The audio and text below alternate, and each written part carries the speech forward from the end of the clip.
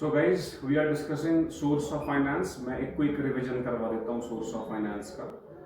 छोटे से छोटा बिजनेस हो, बड़े से बड़ा बिजनेस हो, हर किसी बिजनेस ऑर्गेनाइजेशन को अपने ऑपरेशंस को कैरी आउट करने के लिए पैसे की रिक्वायरमेंट होती है, फंड्स की रिक्वायरमेंट होती है, फाइनेंसेस की रिक्वायरमेंट होती है। अब ये पैसा आए तो आए कहाँ से?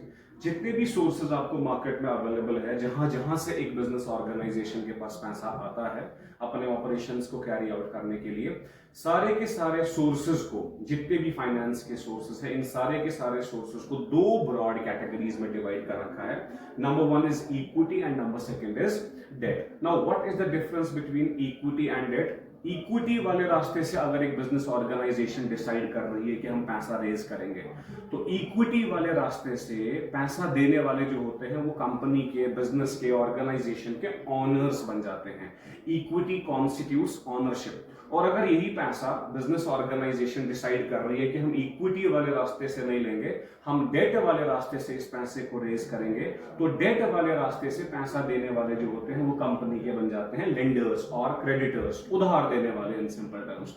वापस आते हैं बेटा इक्विटी पे। तो जो हमारा इक्विटी वाला पोर्शन है, ओनरशिप वाला पोर्शन है, इस इक्विटी को बेटा फर्दर दो पार्ट्स में डिवाइड किया गया है। Number one is retained earnings. Profits में से कुछ कुछ हिस्से को उठा के बिजनेस अपने पास रिटेन करता है। एंड नंबर सेकंड, जो कि इंडिया में बहुत ज्यादा फेमस है, that is ordinary shares. Shares issue करके जो है कंपनी लोगों से पैसा रेज करती है और उस पैसे को अपने ऑपरेशंस में इन्वेस्ट करती है। टॉकिंग अबाउट डेट, डेट के अंदर बेटा हमारे पास दो तीन चीजें ही टोटल आती है। One is debenture, second is bond and third is bank loans. So this is the summary of source of finance कि हमारे पास कितने sources of finances है। Thank you so much.